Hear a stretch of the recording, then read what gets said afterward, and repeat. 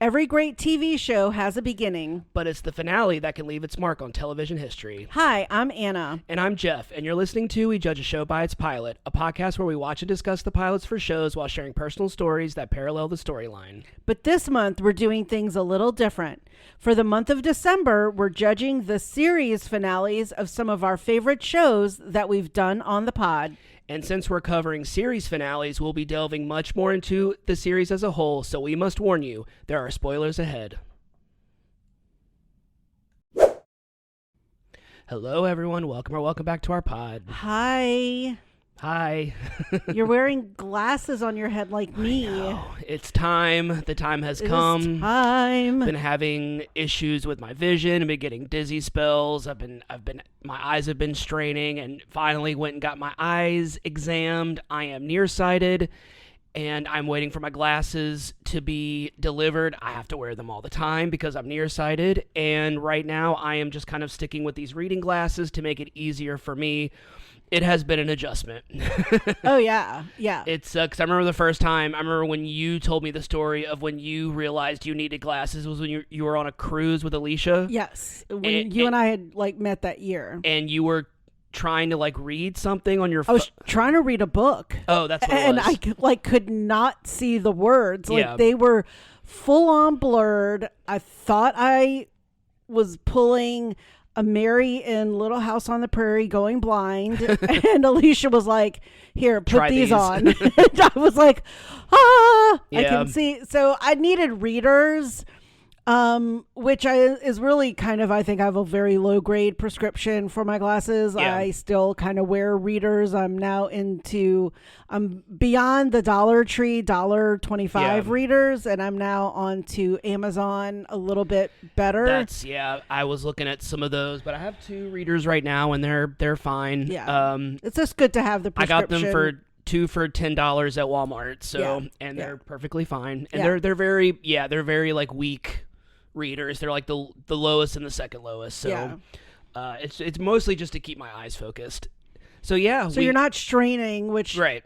was giving you headaches, or at least that was a sort of symptom that you needed something. Right. Yeah. All right. So we are, it's at the end of the month. It's the end of the month. End of the month. And it is, so by the time you hear this, Christmas will have already passed. Yep. So what are our plans for Christmas Eve and Christmas? Well, we've got a lot going on next week. So we've got dinner with your mom on Monday. Yes. Then we have Friendsmas here with the friend group. Just having red beans and rice, maybe playing some of the new games we've gotten in the past few weeks, past few months that we just haven't had a game night in quite a long time, actually. Quite a long time. And then Wednesday, you have to work during the day, which is weird because you usually work at night, but y'all close early. Right. And then you'll come home. We'll go to your dad's and Frankie's. Tootie. And we'll have Christmas Eve gumbo. They're your dad and Shelley's annual tradition. Long time tradition. And then Christmas, we've sort of decided I was going to cook and make something, but I just was like, after Thanksgiving, I was spent in the kitchen, which I love doing, but it's like a lot to make one humongous meal for 8 people. And then, so we've decided that we're going to go and find Chinese food. There is a Chinese restaurant that's open in Baton Rouge, and maybe go hit up a movie if we're still feeling like hitting up a movie. Or did you already buy tickets? I have not bought the tickets yet. Yeah, we'll wait and see, kind of play that closer to ear depending on weather, etc. And just a little low-key Christmas week. And then, Well, speaking of whatevers and etceteras. How perfect. You just teed me up for that segue. Today we are doing our... So we're gonna have a special announcement at the end of the episode, but this is the final episode of the month, and we are continuing series finale month with a series finale that was the no-brainer for this month. It was the one that, like, I don't even think you needed to tell me that you wanted to do it, because I was like, we're doing it. It's decided. We are doing one of our favorite series finales of all time. Series finale we have referenced many, many times on this pod. So many times. We both love this show so much. We still watch it. I mean, this is one of our favorite shows. I mean, like, hands down, individually, and both of us love watching it together. We can watch it separate, but we are doing the series finale for Superstore. All Sales Final. Great title for a series finale, you know, obviously for Superstore. We did this episode, what was it, for April, for your month? Yes, it was part of my and it was a show that we both watched, kind of discovered at the same time, and both fell in love with it immediately. I don't think there was ever a moment where we were like, oh, I need an extra episode to get into it. It was immediate. And we just kept watching this show, and, you know, we didn't catch it when it first originally started airing. I don't know, maybe we started the second season, started watching it week by week. Yeah, we discovered it together. Yeah. But then we were both like, you and I have both worked, you've worked more like restaurant, kind of big store, big like restaurant-ish customer. That's your customer service. And, but I have actually worked retail at a department store. So we talked a little bit about that in April. So what you looking at? Just based on our announcement, I just wanted to double check something. Oh, you're good. Yeah. Okay. I didn't know if you were about to like be like, this thing I'm reading. All right, we're back. We're back. Yeah. So yeah, I mean, I loved this show, and I think we both just immediately were cracking up. Oh yeah. I think that was what was also kind of like saying to both of us, was that to me it was very true sitcom. It was, I mean, there were threads that ran throughout the series itself of like relationships and jokes, but like you could literally watch one episode and just be cracking up.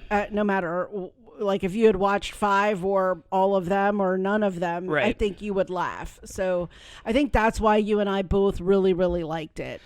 I think what kind of was the part of the reason why I was interested in watching it was, I mean, obviously we both love America Ferrera.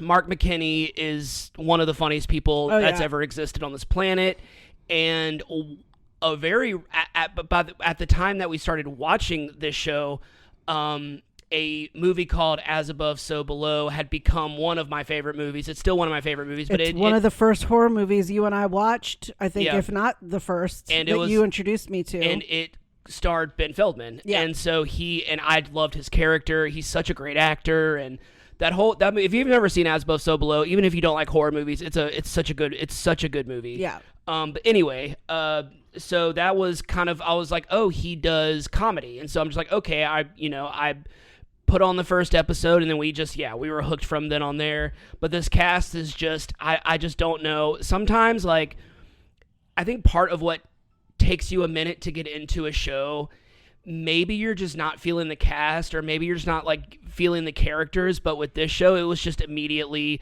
I know that person, we've all worked with that type of person. Oh, exactly. That was what I think we both loved, was like, oh my gosh, I've worked with that person. Yes. Even in a restaurant or in a retail store or wherever you work. It's just it's just like The Office. It's just like or Parks and Rec. It's just like any large staff where you work, and everybody has all been working there for a long time, and everyone has just kind of interwoven into each other's lives, whether it's personal or just a work life or your work life. You get to know people when you work in, I think specifically when you work at a retail or you work in customer service and you work with a large staff, you really kind of get to know your coworkers, I think, differently than when you work in an office. I think it's a different type of friendship. I don't know that for sure. I've never worked in an office, but it feels like you have a different type of friendship when you work in a restaurant with people, or when you work at retail, because it's almost like a trauma bond. It's almost like you're in the the thick of it together, and you're kind of surviving together. And that's really true, because I will say in my current job, when I did have an office, when I lived in Seattle, I mean, we did a little bit of socializing, but it was always somewhat reserved because this was very, very professional. Right. And we worked for a corporation and we're all lawyers. Whereas when I worked at the department store, when I was in law school and before law school, man, we would go out, we'd go play pool, we'd go like do shots and get drunk after work. And granted, we worked for a department store and it was part of a bigger corporation of, if you're from the South, you've likely heard of Gayfers, that department brand, and it had several other brands underneath it. One being Maison Blanche, where I worked. Mason Blanche, White House. But I didn't have any qualms about going drinking with my department store friends. Now, I mean, I would not go out with my coworkers drinking. I mean, it just wouldn't happen today. And mind you, it could have been that I was also like 26, 27. Right. Obviously, it's been 30 years, so times have changed a little bit. So, but yes, I liked how you put that we were trauma bonded. Yeah. It was like, I mean, how many Black Fridays, how many, I worked 3. How many like sales were going on where people, maybe there was like a coupon in the newspaper, or was, you know what I mean? Like, and that's, and that's when everyone shows up. Or when they want to do the math for you and you're like, no, that's not how the math works. Or, I want to return this. Do you have a receipt? No. What's wrong with it? Oh, and it's like a pair of panties or something like that. Yes. Or a pair of socks. It's like, you're not gross. Get out of here. Like, yes. Luckily, I didn't work in that department, but yes, we had the no receipt people, which is a whole story in and of itself. I can talk about that when I worked in fast food. So I could definitely talk about that when I worked in fast food. In fact, I was talking about it today at work. Okay, so obviously this is a loaded episode. We already have started chit-chatting before we did the intro. We got a lot to talk about. We both have a lot to say about the show, have a lot to say about, we got some great questions. Probably, I'm assuming, some great stories to tell. So Anna's going to do what she always does first, even though we didn't kind of do it first this time, give us some episode and series information. And I put my glasses on. You look so hot. Oh, yeah. All right. Superstore, all sales final. Superstore was an American workplace comedy that aired on NBC from 2015 to 2021 for 6 seasons and a total of 113 episodes. The series finale originally aired on March 25th, 2021. The series was created by Justin Spitzer, who also co-wrote the series finale with Jonathan Green and Gabe Miller, and it was directed by Ruben Fleischer, who also directed the pilot. Superstore follows the lives of the staff of Cloud9, a fictional big box chain store set in the suburbs of St. Louis, Missouri. The cast for the series never changed. I was gonna talk about that. I thought that was amazing. Yeah. America Ferrera plays Amy Sosa, a cynical but hardworking Cloud9 employee who began the series as a floor supervisor and later became store manager and then gets promoted to a job at the corporate main office. Ben Feldman plays Jonah Sims, whose first day at Cloud9 was the main storyline of the pilot. He can come across as snobby, pretentious, and that he has everything together, but as we get to know him more throughout the series, Jonah is just someone who wants to feel like he's making a difference and simply wants to connect with people.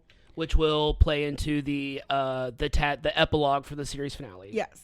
Lauren Ash plays Dina Fox, Cloud9's assistant store manager. Dina is tough, straightforward, almost to a fault, and is loaded with self-confidence. The best character to ever exist on any TV show. Oh, she's the best. I love her. Dina also often shows that she's a very loyal friend, but is really afraid to show her vulnerable side. Colton Dunn plays Garrett McNeil, the sarcastic yet lovable customer service associate, and makes the store's announcements over the intercom.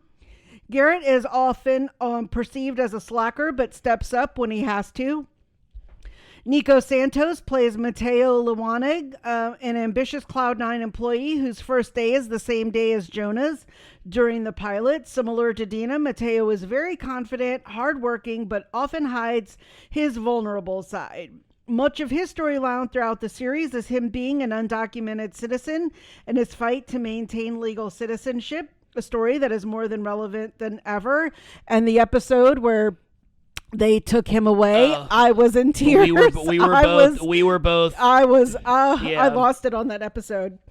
Nicole Sakura plays Cheyenne Lee, a Cloud9 employee that begins the show as a pregnant teen who mostly works at the cosmetics counter. I never noticed that, but she always is at the cosmetics counter. Yeah, and she kind of roamed, towards the end when she became the Amy. Cheyenne may lack book smarts, but frequently makes up for it with her street smarts, and her close friendship with Mateo is another consistent storyline of the series. The quinceanera episode where they're trying to make Amy cry. That and Black Friday, her little scrunchie that she green hair thingy. Mark McKinney plays Glenn Sturgis, Cloud9 store manager. Glenn is compassionate and often serves as a paternal figure for most of the employees, particularly Amy, Cheyenne, and Mateo. And Kaliko Kahui plays Sandra Kali Kalani, and an introverted Cloud9 employee that is often ignored and has low self-esteem, but throughout the course of the series, Sandra becomes more confident and shows to be a good decision maker. Superstore will go down as one of the most underrated comedy series of all time, but the series finale set itself apart and is considered one of the best for its heartwarming and emotional ending and perfectly wrapping up everyone's storyline. You can currently watch the entire series on Hulu and Peacock. Yep. I loved it. I know. I remember when it felt like as soon as the show started picking up momentum, COVID happened, and then it kind of brought everything to a halt, much like every TV show, movie, every business, everything in this world kind of came to a screeching halt during 2020. And I think the show suffered a little bit, but what was so great was that they were able to incorporate COVID into the show because they worked in customer service and because they were, they worked at like a Walmart type place. So I mean, like, those places aren't shutting down, so they have to have all of their rules and regulations. So that masks and feet apart. So then that became a part of the show, and that also became like a bit in the show. So it was like they kind of, really were one of the few TV shows to really kind of take that and like kind of run with it and make it funny. Yeah, I mean, exactly. I think we can all remember when the pandemic happened, obviously in March 2020. And like, one of the things that I remember about big box stores was when they would have one entrance to go into the store and then one to go out, or you had to wear masks, or they had the dots on the floor where when you were standing in line waiting to check out, so they were counting how many customers would come in. If they reached a certain amount, you had to wait. And it was just like, and then they had someone working on the other end of the exit being like, okay, we had 5 leave, and like, okay, 5 people can come in. And it was like, they were really, especially like the big stores, were really following protocol. And yeah, it was a really crazy time. I had just taken a new job. I had just gotten a manager job, and I was like, I had taken that job in the summer of 2019, and I had started working at the fast food place, and I think it was August or September of 2019, and March 2020 happened, and yeah, it was a really crazy time. I think I still have my what were we called? I had like my certificate that I had to keep in my car because there were curfews, and there were people, like, I don't know if people were like really getting pulled over and stuff. Not first responders, but it was like essential workers. Essential workers. Was it essential workers? I had an official certified worker, like letter, essential worker, letter. I think it was from Todd Graves, or someone. I can't remember. It was on Kane's letterhead. Yeah, though. It was. Yeah, and I just remember I had to keep that in my car. I think it's still in my car. I think last time I saw it in my car, I'm like, well, I have to keep this just because it's hilarious. But because I was a fast food manager, and it's like, you're an essential worker. I'm like, yeah, because we can't shut down, because I mean, a drive-through is the best place to get food during COVID. You were never not busy. Nope. Ever. Never. I mean, those lines never stopped. I mean, it was nuts. Wrap to the front, wrap to the parking lot, wrap to the street. Hurricanes even happened in 2021 while the pandemic was still going, and people still lined up. It was nuts. Oh yeah. I told the story about how during the hurricane, and I had to literally like, I had to close off the drive-thru, and I had people bribing me to be like, I'll give you 20. I mean, I remember, I'll never forget. He was like, I'll give you $20. I'm like, because I'm one of those people, like, if it's within reason, obviously I'm not going to do anything for money, but like if it's within reason of like, let me get in line for $20, I'm not one to take a bribe. Just letting anybody out there know. I'm kind not of like the Superstore Black Friday exactly. episode. Every time we watch that episode, I'm like, I'd be Mateo. I know I would be Mateo because I would be like, them, like putting my hand out, being like, you can put money in my hand, and I can reserve one of those for you. I can go to the back and get you one of those big screen TVs. But yeah, it was a crazy time, and I remember watching the show and having it was like this show, and it felt like it was this show and Shameless that were the only real shows that were like real time. We have a pandemic going on. We're wearing masks. Like they really kind of weren't afraid to be like, this is what's going on in the world right now. And what I love about Superstore, what I'll always love about Superstore, is that it is such a love letter to customer service workers. Like it is such a love letter to service industry workers. And you know, I hope some people watch this show who have never worked in retail or have never worked in the service industry can kind of look at it and be like, yeah, I am that type of customer, or I have been that type of customer before, or maybe I should be a little nicer because I don't know what's going on in these people's lives. And maybe they do, maybe they don't, but like I always kind of in the back of my head am just like, whoever the writers were, I want to know like where they worked. I want to know like some of their stories, because you write what you know. So I mean, like there has to be or some, what you've experienced in like even yesterday I was shopping. I needed a new sweater, and I was at kind of like a retail like strip mall boutique for women. And a lady was trying to return something. The tags were all clearly off of it. And nowadays, return policies are all pretty strict. Yeah. I mean, like even the like a Maison Blanche today would probably have a strict return policy. Mm-hmm. And the lady behind the counter was like, ma'am, you can't return this. The tags have been removed. And it says clearly on the receipt that you have in your hand, all tags must be attached to anything you return. Like, there you go. And she's like, I can't give you the lady like just slammed the bag down on the counter, left in a huff. And I was just like, I told that, like, the cashier or whatever, the, employee, I was like, I'm so sorry. She's like, all the time. All the time. She's like, it says it right on the receipt. And I was like, I know, so I always feel bad because I really do try to think about my time as an employee at a department store and try to be kind to them, especially right now during the holidays, which it's even more nuts. So yeah. I think being a manager in fast food, I was actually talking about this at work today. That, I am a manager. I'm a kitchen manager at a normal restaurant, at a normal, like, fast casual, whatever you want to call it, dining place. And I think how long have I been back? Like 3.5 years, almost 4 years. I've maybe gotten like 5 complaints in the past like 3 or 4 years. I would get 10 to 15 complaints a day at the fast food place. Oh yeah. I get people calling, and because no one's just calling a fast food place to tell you how awesome you are. It's not a radio station. So I mean, like, when customers are calling, it's because they're about to complain, and that phone would just. I got a lot of prank calls. I got a lot of people. I was telling the story, and I think I told you about this. I was telling the story about the woman that called and complained because she didn't have enough ketchup. Oh, I remember that one. And she was like, I don't have ketchup at home, and y'all didn't give me enough ketchup. And I'm just like, well, ma'am, the ketchup is complimentary. I can't give you a refund, and I can't replace your food because you don't have enough ketchup.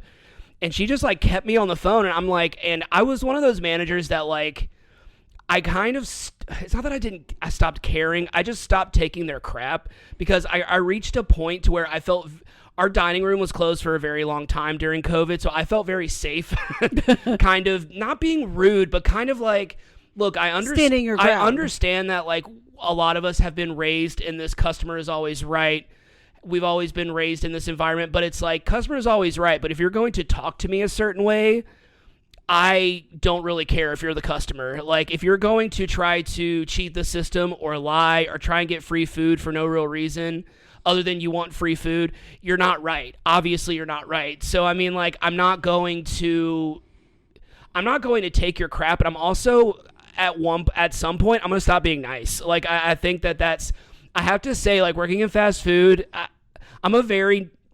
would say I'm a pretty passive person, and I would say I'm not a very like confrontational person. I'm not afraid of confrontation. I just don't like see the point in it a lot of the times. But I would say that fast food place kind of thickened my skin a little bit. Like I think really. The thing is you know, and I actually dislike the use of confrontation. Yeah. Because I mean, you can have a conversation, but not when that person isn't willing to have a decent conversation. Right. I mean, what on earth are you supposed to do about the ketchup? Like, go grab some and drive it to her house? I mean, it would probably be faster for her to like I don't know where she was, obviously, but to like go to the gas station and go get some dang ketchup. What was the point of her calling? Probably to try to get free food, but those were not correlated, and she wasn't willing to have a decent conversation. She was just being silly. And so I think you're willing to have a conversation if there's a normal conversation to have. That is not a normal conversation to call up and be like, I didn't get enough ketchup packets. Oh, I mean, it was constant. And I bet. I really just stopped caring after a while in a way that like I just stopped. I think a lot of times when people called and complained, we're kind of going off on a tangent, but it's fine. It's relevant. When people would call and complain a lot of times, it really felt like they just were frustrated about something else and they just like wanted to yell. And then once they got it out of their system, I'm like, are you done? I would just be like, can I talk now? I was very much, I would do that a lot. They would just kind of go off and I would just be like, okay, are you done? And they would just kind of be quiet. And I'm just like, you don't have a receipt. You don't like have a lot of times people will call and complain. I'm like, do you have the food? No. Do you have the receipt? No. I'm not giving you free food. Like I know this is a multi-billion-dollar corporation, because but like, was it like you had to, if someone called, what was like the policy of them to be able to come back and get free food? So if they had a receipt, and if they had the food, then I would either give them a refund or I would replace the food for them. If they don't have both, then I'm like, I'm sorry, there's nothing I could do for you. And we kind of bent the rules a little bit at the very beginning of COVID. And then once people kind of caught on to that, they ran with it. They were just like, oh, if you call Cane's and complain, they'll give you free food. Like, That's really how it felt. Like someone put it on Facebook. Yeah, exactly. Like, oh, you don't need a receipt or anything. I think there were other managers that didn't want to deal with people yelling at them, so they would just cave and say, okay. I was not. I was not that because I got tired of it. Well, and that's how the Maison Blanche refund policy was. We didn't have to have a receipt. And let me tell you, I don't argue with people that like are getting hostile. I'd be like, all right, well, I'm ringing it up. And it's so out of the system, it's ringing up as like 20 cents. I'm like, here, you can see on the screen. I'm like, that's what I can give you. And I swear to gosh, like people would be like, okay, I'll take 20 cents because it was probably stolen. It was probably 10 years old. It was probably from another store or something. But I would return stuff. I mean, people probably knew me and were like, oh, she'll give you a refund. Because I was like, I'm not arguing She'll with give people. you 30 cents. Yeah, she'll give you. But I mean, people would take it. Yeah. Like I know. I'm like, this says $35, but it's coming up $1.20. That's what you're getting. Right. And so they take it, but I wasn't going to give them $35 without a receipt. Exactly. So, yeah. Okay. Well, all right. We went off the rails, but it's all relevant because it's Superstore. Well, because Superstore. that was what a lot of the episodes were about. Oh, yeah. Were like the day-to-day insanity, be it with coworkers, employees, corporate, new policies, branding changes, Yeah. products, specials. I mean, I think, y'all always had various promotions going on, and we would have, this might be giving away where I worked at. It really doesn't matter. You can go on my Facebook page and probably look at my employment history, but like, we've said it. Yeah, I mean, like, we would have cardboard cutouts of celebrities that would be doing like the branding, and those cardboard cutouts got stolen constantly. Well, we have the old. You got them after the holidays Yes. one year. I did not steal them. We have the Snoopy holiday stuff. I should put those out. We have 1 week. We were throwing them away. Yes. And I was like, I was about to leave because I was about to go work. I got my new job elsewhere, and I was like, okay. They were like, okay, throw them away. I'm like, they're going in my trunk. They're going in the trunk of my car.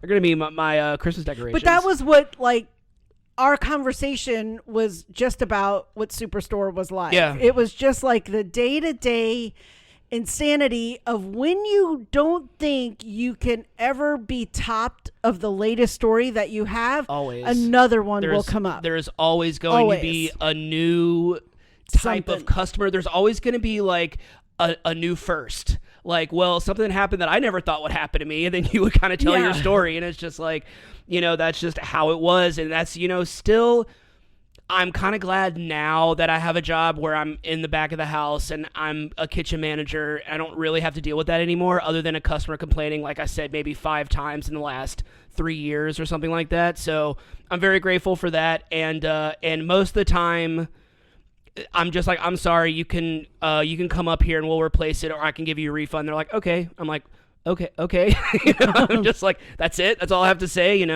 And so all right. So we watched this show. We didn't watch it like when it originally aired, but we started pretty early on.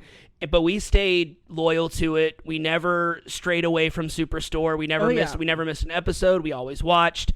And we were both pretty bummed when the final season was announced. We weren't surprised, I don't think, just because every show was kind of struggling during this era and during this period of time.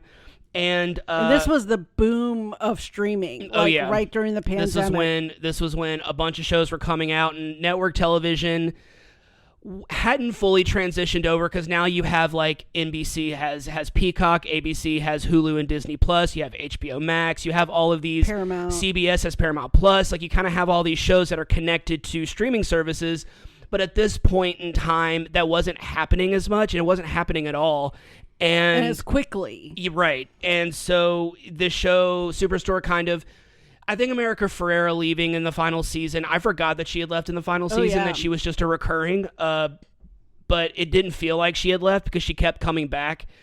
And I remember we watched the series finale, and it's 22 minutes, just like every other episode. It wasn't like a huge like movie hour-long, episode, right? Like we're so used to with pilots and with series finales of watching 2 like parts. a full-length movie, right?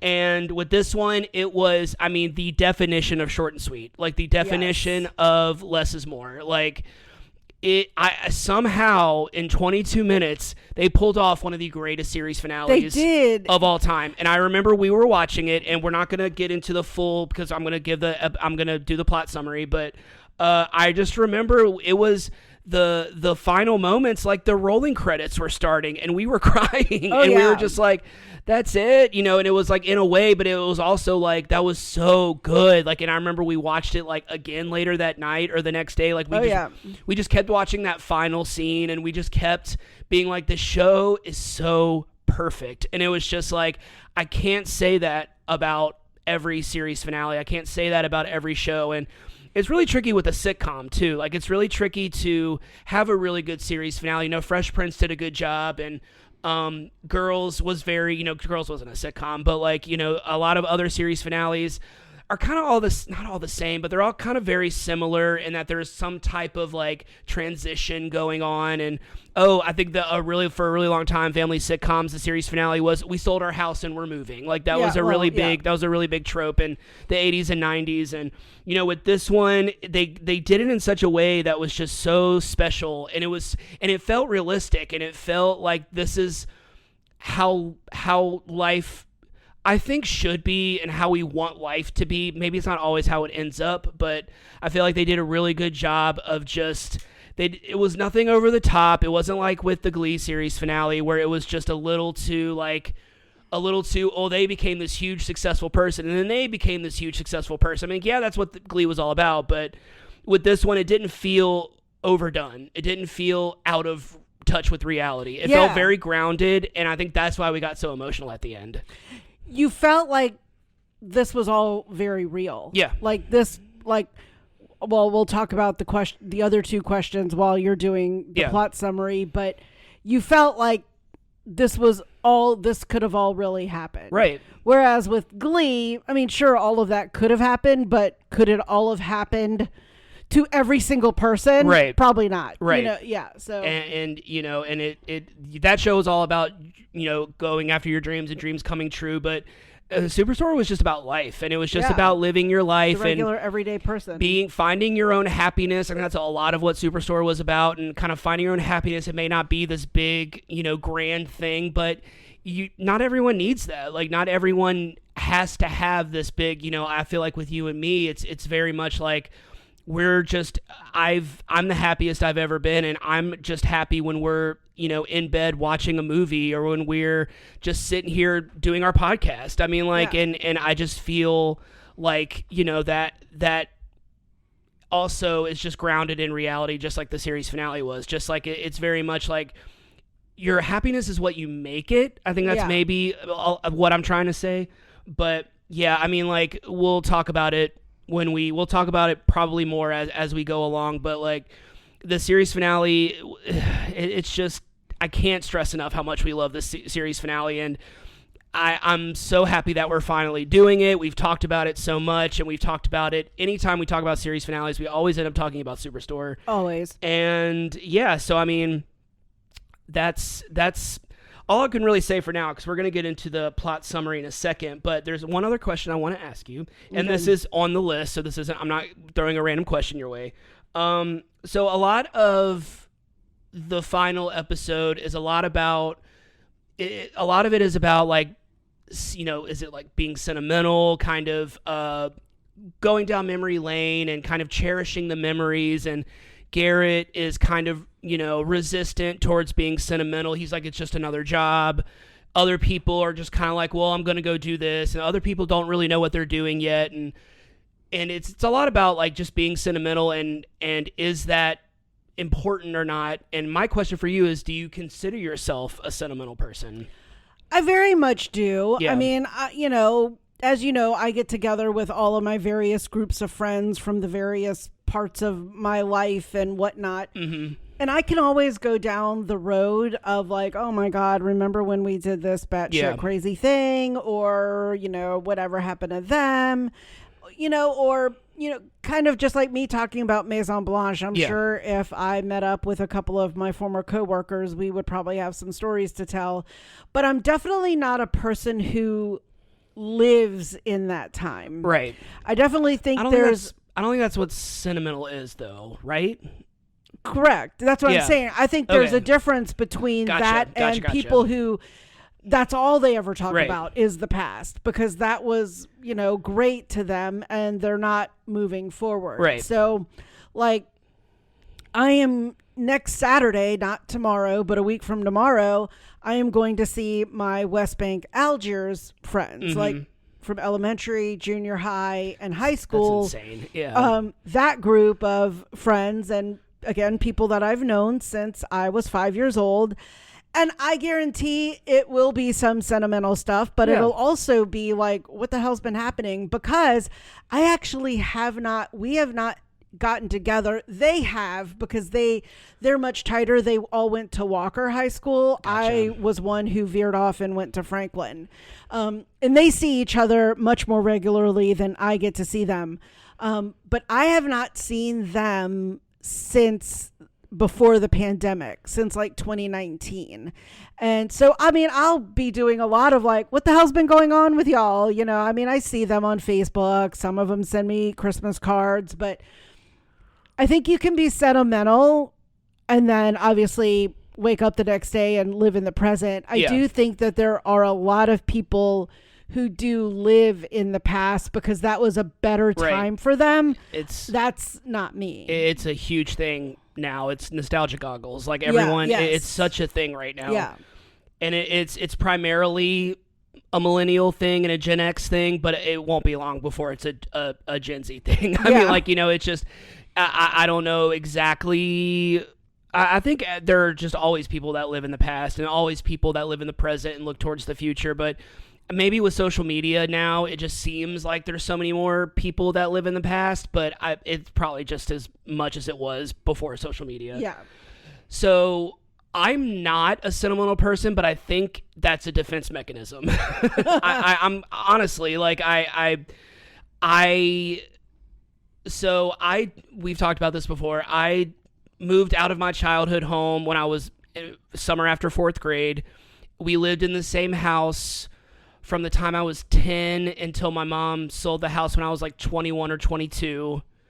And I've never really kept I moved around a lot as an adult. I moved from place to place, and I didn't really keep track of like pictures. I didn't keep track of like home movies. I didn't keep track of any of that. So I think by way of a defense mechanism, I'm just not a sentimental person. I really cherish what we have, and I do get sentimental with us, and I do get sentimental when I see like memories on Facebook, or when I see pictures of Maggie, or when I see pictures of Maddie and Maggie when she was younger, and they would be on our couch and they would be snuggling with each other.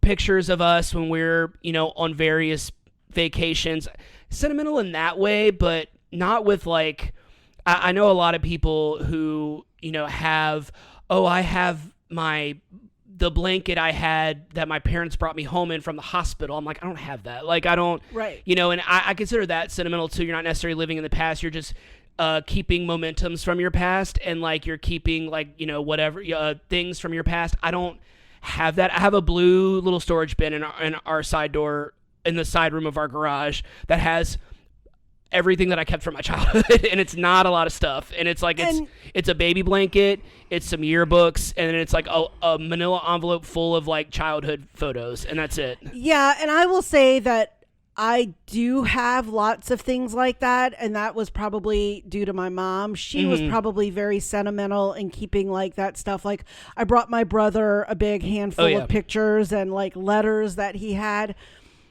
I will admit, though, having had to clean out my mom's house in 2020 into 2021 until we sold it, it really made me rethink that. Yeah. Like, I still have boxes. Like, I have been really good. Well, since we went on vacation, I have not.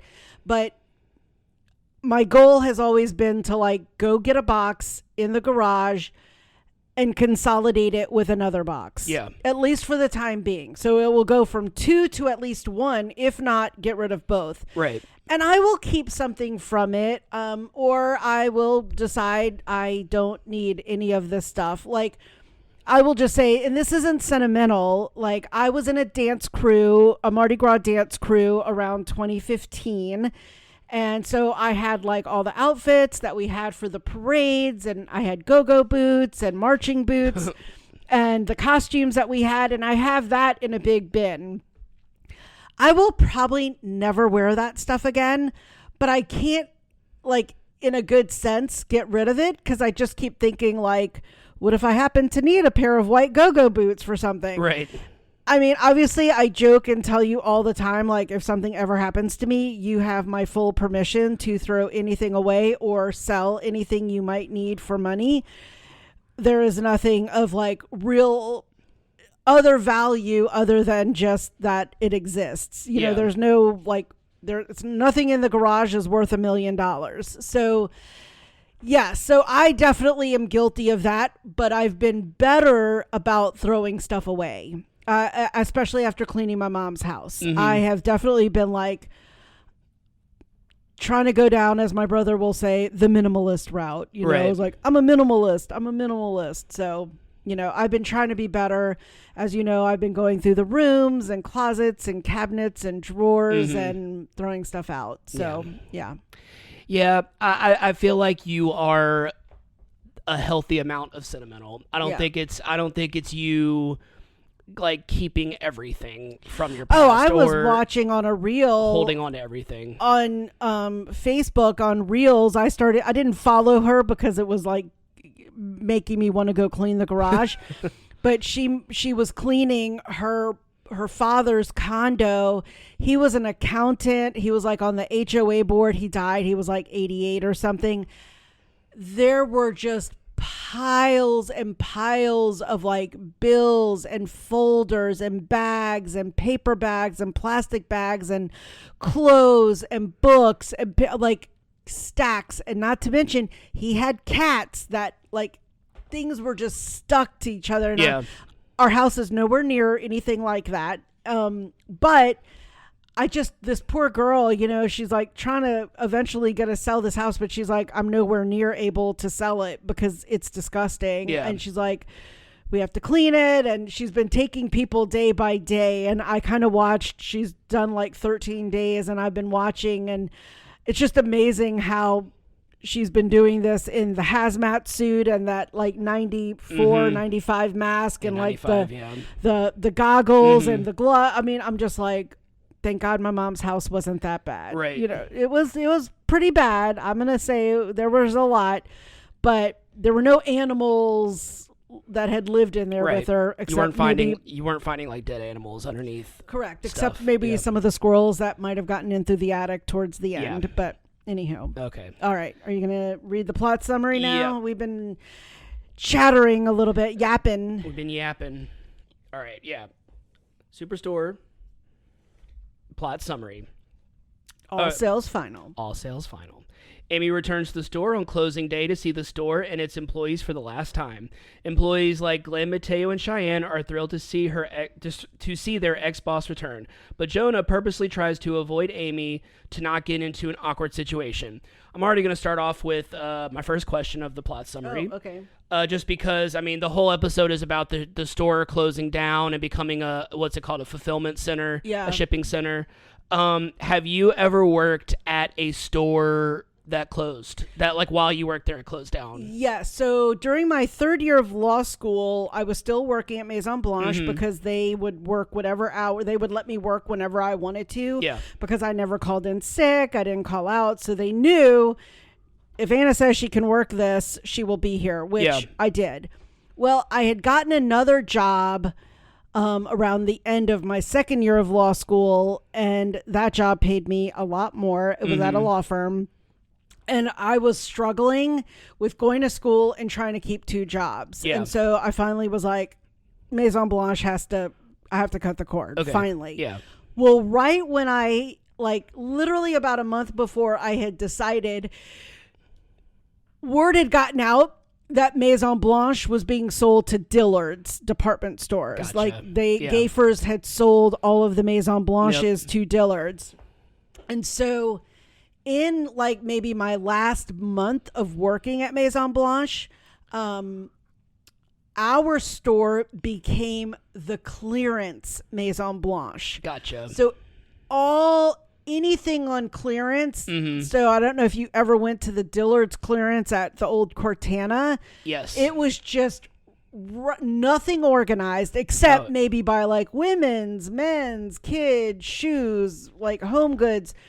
Nothing was organized. It was just like the trucks would come in and the associates would just take stuff off and put them on an empty rack, put it on an empty rack. And it was just chaos. But what was crazy was and I also attribute this to probably like the fall of Maison Blanche, was employees got not only our 25% discount. I love this story. Yeah. We would also get coupons. And if something was on clearance, by the time Maison Blanche was closing, the clearance store, it was like 50% off whatever the clearance price was. So let's say something started at $100 and it was on clearance for $50. and then it was an extra 50% off. So it was down to $25. Then if we add like a 10% coupon, it was now $22.50. And then we would get our 25% discount off of that. So it was like another $6 off or $5 off. So we would have that $100 item down to like $17.50.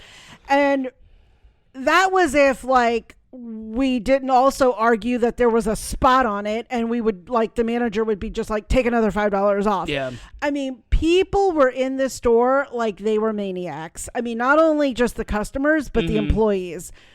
I bought like my whole like law wardrobe out of the clearance store before I left. I mean, I was getting like suits and pantyhose and heels and all kinds of stuff. It was crazy. But yes, so I worked.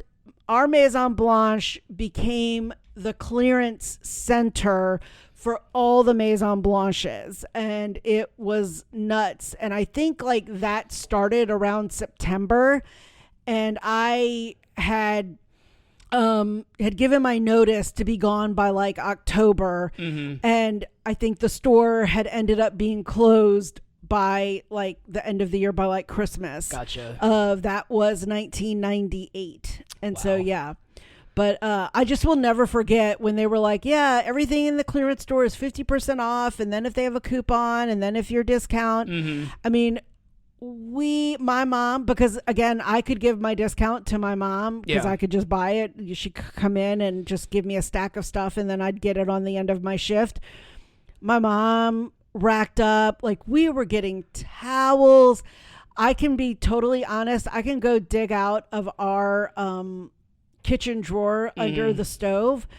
Half of like the kitchen utensils that we have were like these really fancy, this fancy brand. It's called like Hofritz. I can look it up, but it was like a really bougie brand that we had up in like the China department.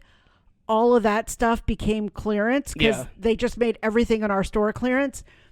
I was getting stuff for like $2, stuff that was normally like $50 or, you know, whatever. That stuff is so good. I've had that stuff since 1998. Yes. It's still like the spoon I used to make the pasta tonight. That was Hofritz. Nice. I still have it. So I got my $2 worth out of that store. I know that sounds probably really bad, but yeah, you know, they're hey, if around. it lasts, it was a good brand. Yeah. But so I worked at a store. Have you ever worked at a restaurant or a store that was closing? So what's interesting is in the Bear episode, I went down the list of all the restaurants that I worked at, and it was quite a list, and I was still remembering random places that I worked at while we were having our conversations.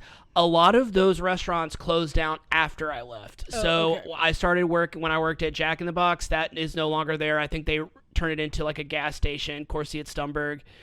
And then that Applebee's, I think it's in El Paso now. They closed down. Hard Rock Cafe in Destin is no more. The Chili's in Destin is no more. And I'm sure that there have been a Cafe American is now Cafe Bistro. Bistro Italia. Sorry, Bistro Italia. Jones Creek Cafe went to another location. So like I've worked at a lot of places that closed down after I worked there, but I did work at one restaurant that closed down while I worked there. I had taken on a manager job. It was my first time getting paid salary. I was very excited.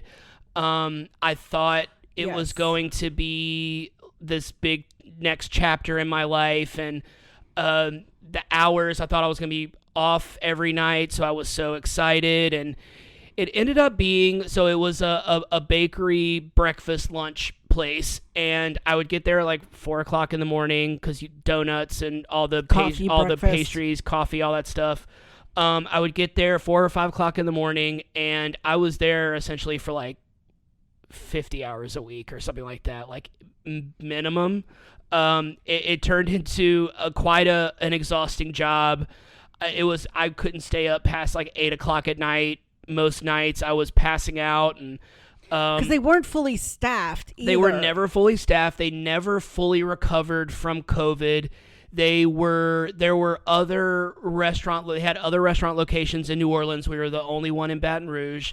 And it was, I mean, like, if the hours were better, it would have been a great job, and Yes. I would have loved it if I was getting out of there at like 2, like all the other morning employees did in the New Orleans locations, but not in Baton Rouge because we were only open for breakfast and lunch, and then we were all working from open to close. And Well, right, because it was a restaurant that was supposed to be open for dinner, but Yeah. because they weren't fully staffed, they closed at like 2. Right. So there was never another shift coming in to relieve you. No. So you were doing open to literally close all your work days. And the thing about it is, and the interesting thing is that you can have a restaurant close down, and up until it closes down, still be a busy, profitable restaurant, because we were busy from open to close. Like, we never stopped being busy. We would have a line to the door all the time.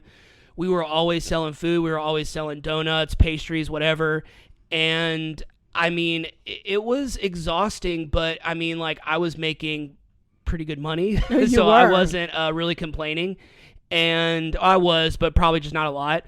I learned more at that job than I did at any other restaurant job I ever had about, like, being a barista, a baker, working in a bakery. Like, I learned so much, and like, I'm very grateful, but it was a very exhausting job despite me liking the job. And one of my former coworkers had helped me get that job there, and he really was very grateful that I was there. He kind of had an ally. He was struggling to motivate the other employees, and he was glad that I was there to kind of help relieve him. So I'm informed that we have a all staff meeting with the owners. Oh, yeah. And you and I both, I remember, like, you didn't say anything until I had told you, but like, you and I both kind of had a weird feeling about this. It was just kind of came out of nowhere. It felt like we had just had an all staff meeting, so like having this one felt kind of weird. And so I pull into the restaurant was in this really big shopping center in the middle of Baton Rouge, and I pull into the parking lot, and as I'm walking towards the restaurant, I see the owner and the general manager, the one who helped me get the job. They're sitting outside and they're talking. I'm like, that doesn't look good. You know, I'm just like, I that remember, doesn't I think look you good. were messaging me. Yeah, I was like, this doesn't look good, and I was like, and I'm about to just walk in, and I was like, hey y'all, and they're like, hey, come sit down with us. I'm like, oh shit. I was like, okay, and they were like, okay, well, it's really difficult for us to say this, but we're gonna have to close the store. And to me, that was, I mean, like, I wasn't surprised because I could tell something was up, but I was surprised in the sense that we were busy all the time. Like, and also we were so understaffed, they weren't paying that much in labor. So, I mean, like, I don't know. It just felt like kind of out of nowhere. I thought maybe we were going to be like, oh, we're going to be closed on Mondays and Tuesdays. Or I thought maybe they were just going to like cut something, but they're like, no, we're closing down the restaurant. We're going to close down. I don't remember what the deadline was, but they were like, you're going to be, you're going to get paid whatever it's called, severance or whatever you want to call it. Is that severance? Severance. Okay. Not the TV show. Which was pretty amazing because they gave you a lot of severance and you were only there like a couple of months. So, yeah, and there was a part of me that I was very upset because I was like, why did y'all take me on just to close down a few months later? Like, it really didn't make a lot of sense, and I had a lot of our friends that were mad for me. But, I mean, it was almost a relief for me because I was so exhausted all the time that I was just like, well, maybe I can find a job that's a little less exhausting, that I can get paid the same or close to it and still like not be exhausted. And yeah, so I remember working the very last shift there. I worked the last day they were open, and I think it's a Five Guys now.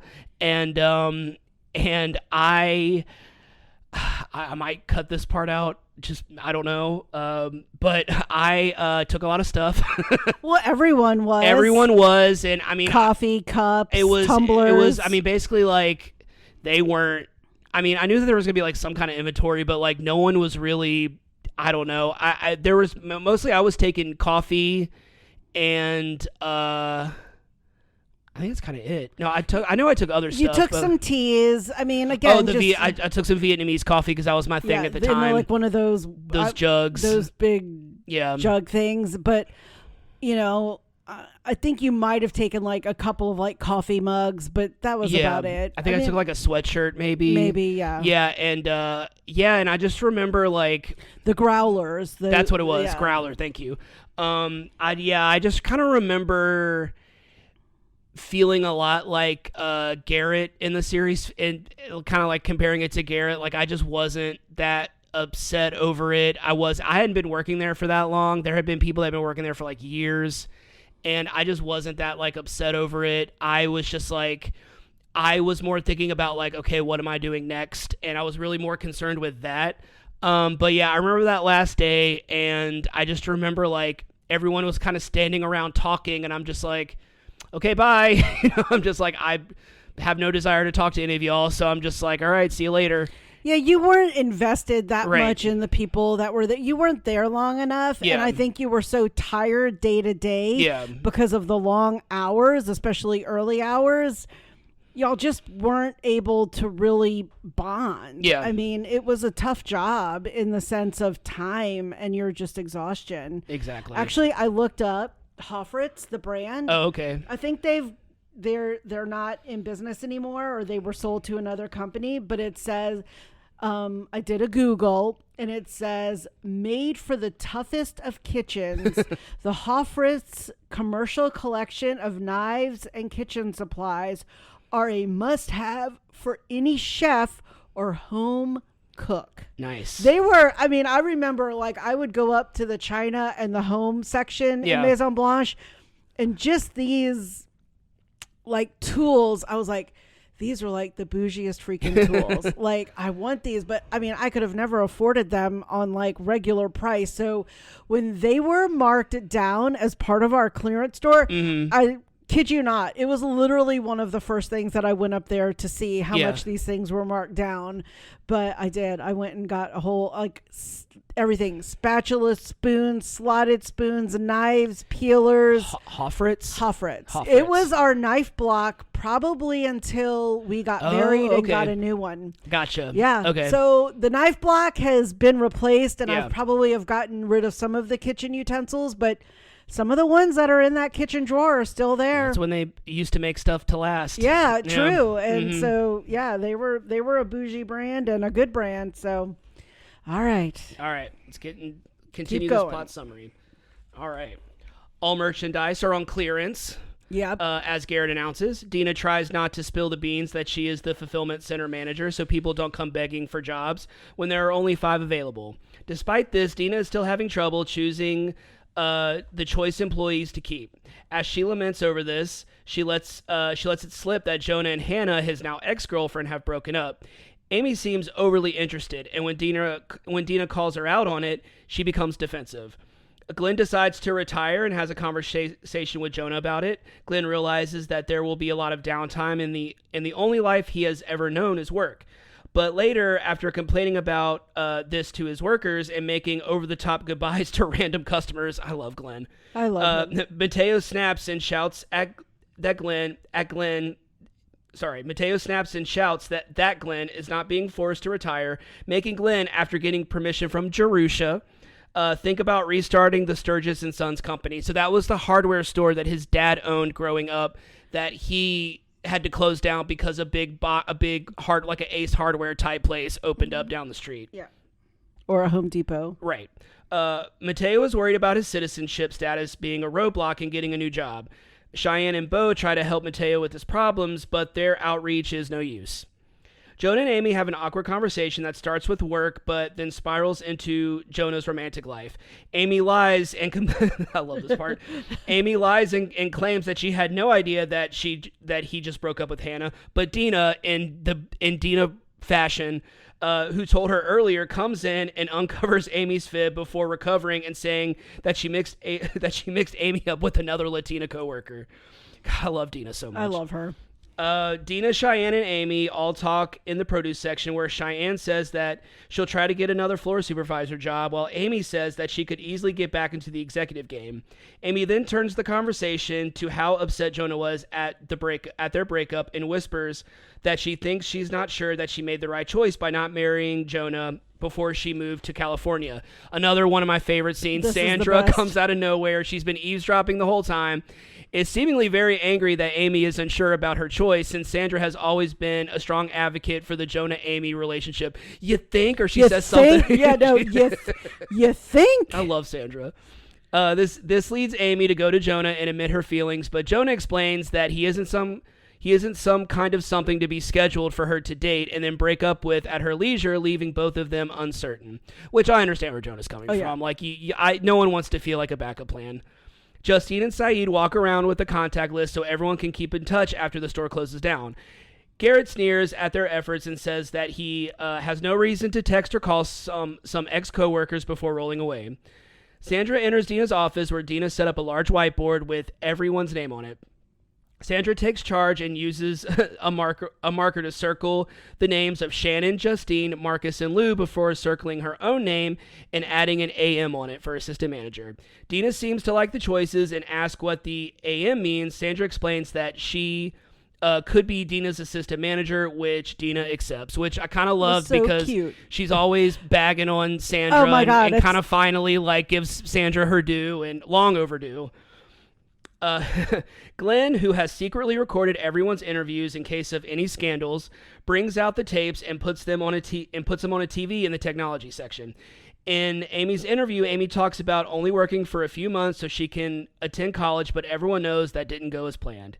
In Dina's interview, my favorite, Dina's actually a very nice person and gets along with Glenn very well, but after Glenn meanly compares birds to feathered rats, Dina's mood changes, which is probably why Dina despises Glenn so much. Okay, so the kind of the end of the episode, or towards the end of the episode, is kind of showing all of their job interviews. Do you have any memorable job interviews that you had? Well, I will say the one that I have for this job that I currently have, and then like maybe my law clerk position. So for this job, it was over the phone. The manager was in Seattle. I was in New Orleans, and I had heard that he had hired someone recently for like a Portland position that had ended up as kind of a dud. Yeah. And it had been over the phone. And so he was hesitant to hire someone over the phone because he was scared of getting another dud again and then sort of being stuck with that person. And so I had kind of taken that on as a challenge during my interview. And I was like, I'm not letting him get off the phone until he practically tells me that I have the job. Mm-hmm. I think I kept him on the phone for like 2.5 hours. I was telling him like my ideas for trainings, how I was going to engage with students, my ideas for tables, my ideas for class outlines. Like I was excited to move to possibly, to Seattle. I had never been there, but I was excited. I love travel. I love new places, which I was sort of lying because I had never thought I would leave the South, but I was like, I want this job. And so when he had called, so that was on a Monday, and when he had called to tell me that I had gotten the job on Wednesday, he was like, I felt like you keeping me on the phone for 2.5 hours, you could probably get anyone to use Westlaw. Yeah.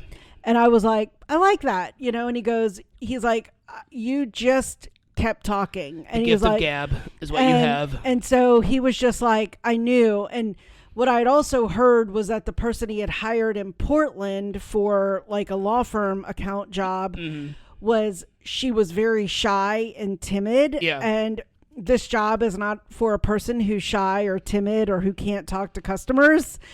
This job is a job where you have to talk to people every single day. And so the other one with my law clerk job, I had been working at Maison Blanche. I had been a teacher. And I didn't really know anything about the practice of law. Law school, ironically, doesn't really prepare you for going to practice. Yeah. You learn by getting a law job. And so I just remember being super nervous and just talking. I had actually started working for Westlaw as a student. And so I was like, well, I know Westlaw. I know how to do legal research. I think I'm really good. I would be a good clerk. And during the interview, and mind you, at the time, minimum wage was what, around $6, $5 an hour. When is this? 1998, 97. It was either $5.15 or $5.50. Yeah, so it was around $5. And so he's like, you know what, Anna, I really like you. I think you'd be really good here. You sound like you're very organized. You know how to research, and that's what we need here. He's like, what do you think we should pay you? And so, like, my friend Alex was working at a law firm, and I think she was being paid around like $8 or $9, which I thought was like amazing. Yeah. But I didn't want to pigeonhole myself. Right. Like, I didn't know what to answer. And so I was just like, whatever you think would be fair, which is, I was like full on expecting him to go $6 an hour. And he's like, well, how about $14 an hour? Whoa. Like, the look on my face, I was just like, that sounds fair. Yeah. And how those words came out of my mouth, I have no idea, because I just remember being like, I'm getting ready to be like almost triple what I'm being paid at Maison Blanche. I was like, oh my God. And I'm going to get more hours. And that was also why I had to quit, because I was working as the Westlaw rep. I had gotten this law firm job in Maison Blanche. So I had like 3 jobs. So I had to give up one. But I remember when I told my friend Alex how much I was being paid, she went to her boss and was like, my friend Anna just got a job and they're paying her like $14 an hour and her parking and all these other things. And, and I think her boss like maybe bumped her up to like $10. But he's like, I can't afford to give you $14. Like, she's working at an actual firm. I'm a solo practitioner or something bullshit he told her. But it was like, I just remember that in the interview. It was like just kind of keeping a straight face going, that sounds great. And like, I leave the interview and I'm like, holy effing shit. Like, oh my God, I'm gonna be rich, so that was pretty amazing. But it also goes into showing you should know your worth when you go into an interview and know what like, I knew my friend Alex was making like $8 or $9 an hour. So if he had said 6, I would have been like, well, what about 8 or 9? Yeah. When he threw out 14, I was like, That's awesome. Can't argue with that. Yeah. So what about you? I mean, of course, I've been interviewed for every, job. There's never really been like anything that's ever been that memorable except for one, only because it was somewhat similar to what happened with you. So I was living in Florida. Maddie was on the way. Yeah, I think Jamie was still pregnant with Maddie. And I was working a restaurant job. It just wasn't, Florida is very expensive, way more expensive than living in Louisiana. And we were both struggling financially because we were both working in the restaurant industry. And I kind of needed a steady paycheck of some kind, other than I couldn't really survive just on tips anymore, especially like during the off season in Panhandle, Florida. You're not making that much money. And so I had kind of started working as like a host and to go and expo at Chili's. So I was getting somewhat of like an hourly paycheck, or a weekly or a stable paycheck, but I just, obviously it just wasn't enough. So I knew someone that I used to work with at Hard Rock. Him and his dad ran this like custom tile, I always call it construction company, but it wasn't construction company. It was called Paradise Construction, but it was more of like, they like painted condos, they like did remodeling, they built stuff for like restaurants and stuff like that. It was like that type of place. So technically it was a construction company, but not like in a sense of like building houses or hotels or anything. And so like renovations and stuff like that. So I had heard through one of his friends that worked with Jamie that they were looking for some help. But they were looking for someone with experience. And obviously I'd never worked in construction or I've only ever worked in restaurants and service industry places. So I had to lie. Who hasn't lied in an interview? And so I had to lie, and I remember getting his number and like calling him, and he was like, okay, well, you can come by the shop. I'll give you the address, and you can talk to my dad. And I'm like, okay. And he's like asking me my experience, and I'm just lying. I don't remember exactly what I said, but I'm like lying through my teeth. And, I'm just like, oh yeah, I worked part-time in this other place. Like, what'd you do? And I just did the things that like I had done before. So like, I wasn't going to like lie, but I had done it like at my own leisure at like my house or someone else's house. Like, I'm like, oh, I've done like, painting rooms and stuff like that, like interior painting. And I've laid down tile, which was kind of a lie. And I said some other things. And I was very much, I've done sanding and I've done wood finishing. And I just yes-anded everything. I was just like, yeah, I've done that. Like I've done a little bit of that. And so he was just like, okay, well, we can work you this many hours, and it'll be like a Monday through Thursday. I think that's what the gig was, or Tuesday through Friday, one of those.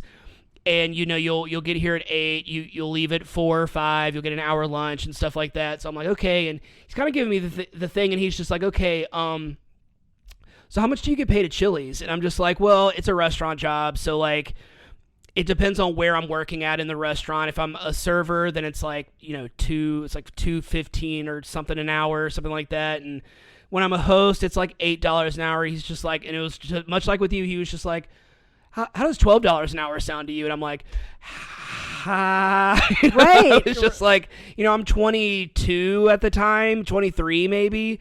That's the most money I've ever made an hour ever. And I just remember just being like, that sounds good. I just remember like just trying to, probably a lot like you, just trying to act like that's not a big deal when internally it was a big deal. Right. And I remember like calling Jamie being like, $12 an hour. And she's like, oh my God. And we were both like so excited. And that's really the only like memorable job interview I've ever had. I can't really think of one where like, oh, never mind. I take that back. So when I worked at P.F. Chang's in Destin, I think I talked about that on here for the bear episode. This is gonna be a long episode. Oh my gosh. Yeah, so I'd already been hired at P.F. Chang's. So I'd already worked at Chili's, and I left Chili's. I think I talked about that before in one of the most badass ways I've ever quit a job, where I threw my apron on the ground and I walked out. And I started working at P.F. Chang's. I'd already gotten hired, and I was doing my orientation. So I'd already gone through my interview, but this is just, I don't think I've ever talked about this before. I don't even know if I've ever told you about this. Okay. So we're doing the orientation, and this is one of the managers, maybe it's like assistant general manager or something like that. And she kept looking over at me, and she was just like, you look really familiar. And I'm just like, well, Destin's a small town. So it's just kind of like, you've probably seen me. She's like, where have you worked at? And I was just like, oh, I worked at Hard Rock Cafe, and I worked at the Black Pearl for a little bit, and I worked at Chili's. And she was like, the Chili's in Destin? And I was like, yeah. She was like, I know where I know you from. And I'm like, okay. And she was just like, okay, so did you used to work like Expo to go? And I'm just like, yeah. So she was like, okay, well, one time I was getting a to-go order at Chili's, and you know how at Chili's it's like its own little area, the to-go the door area is on the side. Well, and when you go to the to-go area, you can look into the expo line of the kitchen. You can kind of see like the server station and the expo and stuff like that. So I was doing expo and to-go, and I think people were waiting for their to-go order. And when you're in expo, you have to be loud. You have to tell people what you need. You can't be timid. You kind of have to be very like straightforward. You kind of have to be very almost aggressive sometimes, especially when you're dealing with a bunch of egotistical cooks. I know I'm one of them. And like, I was getting really annoyed. I think I was waiting on some food, and they were taking a really long time. And she was like, yeah, and you said something I never forgot. And it was, I said, okay, I need this, please. And by please, I mean now, which sounds very much like something I would say. Right. And she was just like, and I'm going to go ahead and let you know that whenever I have an orientation or whenever I'm talking about customer service, I always use that as an example on like, you never know what customers are hearing. And I'm just like, no, I'm just like, no, I was just like, I was being stupid, I was just like joke. She loved me, so like it wasn't a big deal, but like I I just remembered that, and I'm just like, oh my god! I thought like she was about to be like, sorry, you can't work here. I thought she was But about to do that. Funny? I mean, she says that, but if I was a customer, I would actually appreciate that because Yeah. you know when you're doing the to-go stuff, you want your order. Yeah. And so like if I heard you trying to help get our orders, Yeah. because I've sat in that Chili's to go little area before, and sometimes they're like really slow. You'll see all the orders lined up, and one thing will come out, and then you're telling the customer will be ready in 15 to 20 minutes, and it's been 30 minutes since they ordered, and just like you're making me a liar. So it's just like, and they're not going to come back in the kitchen and talk to you. They're going to complain to me or complain to my manager. So that's funny that was her perception. Well, I think it wasn't. I think at first I thought she was saying it in a bad way, but she was saying it like in a sense of like, you just don't know what the customers are hearing, how they're going to interpret that, how they're going to be like, oh, it's a really hostile work environment, especially a place like Chili's and P.F. Chang's that like they have surveys and they have all that stuff. So that's a story that I just kind of remember just now. That's funny, though. But I was just like, I mean, that's how you have to be when you work Expo. Like, I mean, your favorite episode of The Bear, was it Forks, Spoons, whatever it's called, and Sarah Ramos plays the Expo, and then your boy gets to take over, and like you have to be aggressive, you have to be loud, and like, you know, that's she's like 18, please. Pause, please. Birthday cake and balloon, please. You know, like, and you have to be you have to be diligent. So yeah, those are my stories. But yeah, that always just kind of makes me laugh because like I thought, looking back on it, I'm like, that was a funny thing. That was a funny thing that I said. You know? Oh, I love it. By please, I mean now. Got to remember that. Okay, let's get back to this plot summary. All right, Garrett. So we're still on job interviews, their old original job interviews. Garrett, who is usually a lazy worker, actually had a very good interview. In Sandra's interview, Sandra explains that she was actually hired a few weeks back and shows her name tag to prove it. In present time, Glenn tries to apologize by saying that Sandra's face is very easy to forget and that she would be a good spy. Oh, really? I just love Sandra. Cheyenne is her usual bubbly self in her interview, and throwback to the green hair thingy. She's wearing it in the interview. Yep.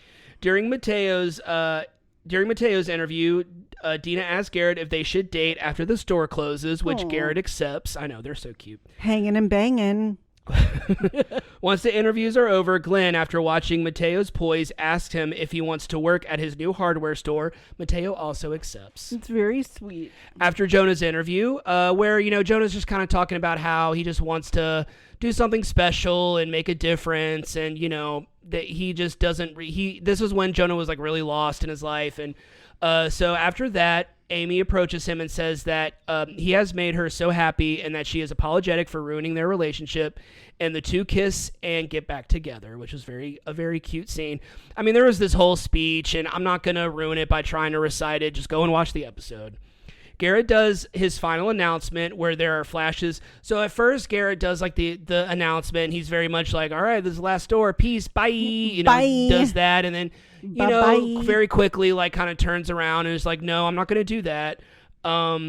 He, you know, just kind of starts talking about how this is a place where, you know, maybe it's not the greatest job in the world and maybe it sucked, but then there were a lot of fun moments. And that's where they flash back to a lot of the moments from the show, like when there were ladies night, where the ladies lunch or whatever, where all the boys were left there and they were playing their little sports, The and like the Olympics little fashion show that they did, and all of the funny things. And, you know, it was Halloween costume very parties. sweet. And Glenn, so you start seeing flashes of the future when Garrett is making his final announcement.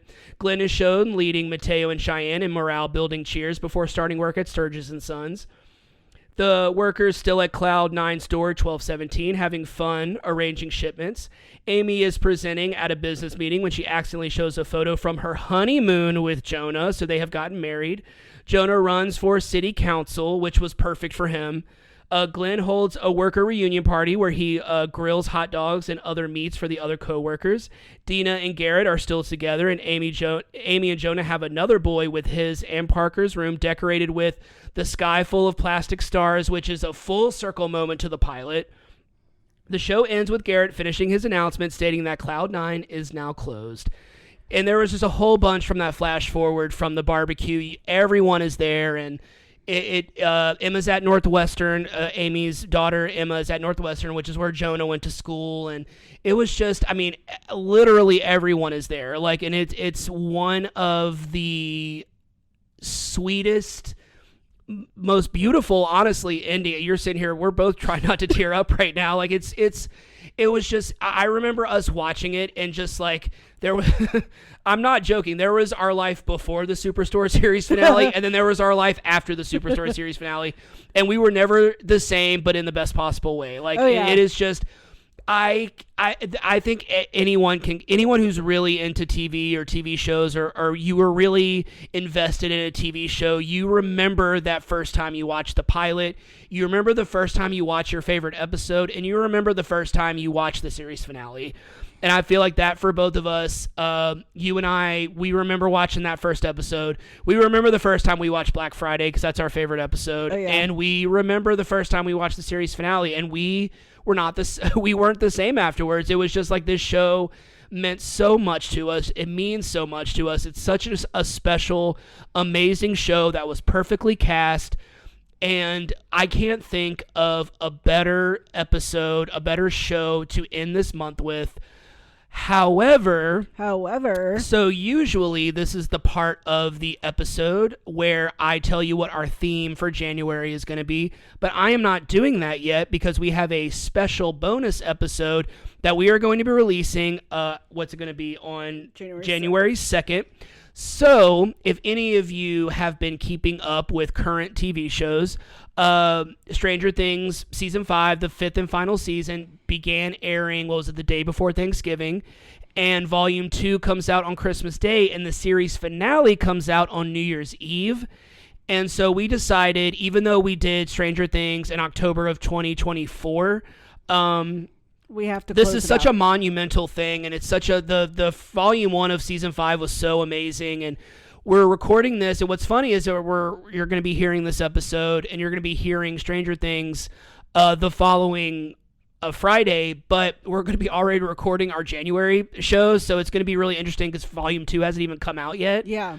But we couldn't think of we had to honestly strike while the iron's hot, and like, we are so invested in Stranger Things, and we're so invested in this final season, and I just couldn't think, it would just seem silly to not do the series finale, even though it's technically going to be the first episode of the year, but it'll only be 2 days after the series finale originally airs. Yeah. And this was a very, not really last minute decision. We decided it when we kind of built this month, but it was kind of we should do this instead of doing once we got the schedule, we're right. Like, well, we've got to fit it in. It's perfect. I mean, like, it's perfect. Because if we didn't want to wait a full year, yeah, because then that would be 2 years behind when we actually did Stranger Things. So it's just been a year and a couple months, so we feel like it fits in this year. Exactly, anyway. And so we're both really excited about that. We're also both really excited about our January month theme. We're both very excited about that. And I will get into all of that in the Stranger Things episode, which will be uploading next Friday on January 2nd. We are both very, very, very excited. In 2 Fridays. Yes. Oh, sorry. This is going to be this episode. Yes. This episode's going to be the 27th. Yeah. So it will technically be next Friday. Yes. Sorry. Oh, you're good. I know it gets confusing sometimes. All right. So I think that wraps up this episode. We've been talking for almost an hour and a half. Oh my gosh. That's what happens with Superstore. That's what happens with Superstore. That's what it does. We've talked longer than the actual series finale was. We could have 3 times. We could have watched the series finale 4 times at this point. 4 times. All right, let's wrap this up. I don't even think I'm going to be editing this episode because you know what? Just like the series finale of Superstore, this episode was perfect. It was. All right, that wraps up this episode. Thanks for tuning in. If you haven't already, go ahead and follow us on whichever platform you're listening to this podcast on. That way you'll be notified every time we publish a new episode. You can follow us on Instagram at WeJudgePilotPod. We're also on Facebook and Threads. You can leave us a comment, suggest a show for us to watch, or leave some emojis in the comments. What you got? All right, I have the store, Clouds. Of course. Any of like the hardware, like saws, screwdrivers, hammers, the TV, because they were all watching their interviews, the video camera that Glenn had to record those interviews, the heart emoji, just because we love it. Yeah. The phone, because he says that they're not going to text in anything. The birds and the rats. The guy in the wheelchair for Garrett. The microphone. A chili, because you talked about chilies. Oh. Clothes, to talk about Maison Blanche. Or purses, any accessories, because that's what I sold in my retail store. Donut emoji. The donut emoji for you.